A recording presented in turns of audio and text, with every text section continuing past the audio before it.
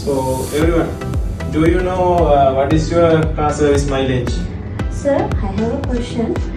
මට දැනගන්න පුළුවන්ද sir කොහොමද අපි engine oil එක change කරන්න එක check කරන්න කියලා monthlyද නැත්නම් mileage අනුවද sir?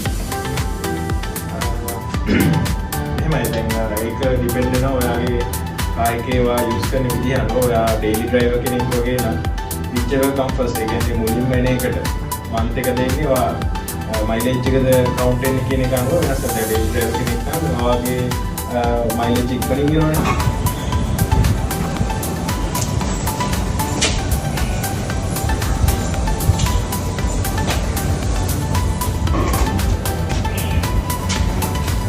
Sir, may I know how should I want to check my engine oil level?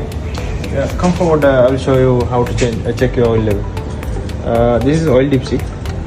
So this has 2 points, the maximum and minimum. Okay, sir. So you should maintain your oil level always in the middle or the nearby maximum level.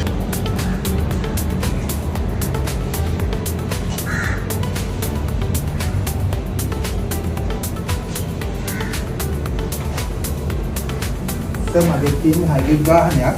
මම සාමාන්‍යයෙන් උදේට start කරන්න ඉස්සෙල්ලා තමයි engine තෙල් වතුර බලනවා. ඒකෝට මම මෙහෙම ඇල්ලුවොත් එහෙම කරන්ට් එක වදින්න පුළුවන්ද? නෑ නෑ. ඒක ගැන කිසි ප්‍රශ්නයක් වෙන්න ඕනේ නෑ සර්. මේ සර්ට එන්ජින් ඔයිල් සහ කූලන්ට් ඕන් දෙයක් සර්ට චෙක් කරන්න පුළුවන් කිසි ප්‍රශ්නයක් නැහැ. නමුත් මේ කොටස තියෙන තැඹිලි පාට වයර් තමයි අල්ලන්න හොඳ නැත්තේ. මොකද ඒවෙන් තමයි ගොඩක් වෙලාවට අර ලොකු කරන්ට් එකක් තියෙන්නේ. ඒකට ඒකෙන් තමයි කරන්ට් වදින්න පුළුවන්.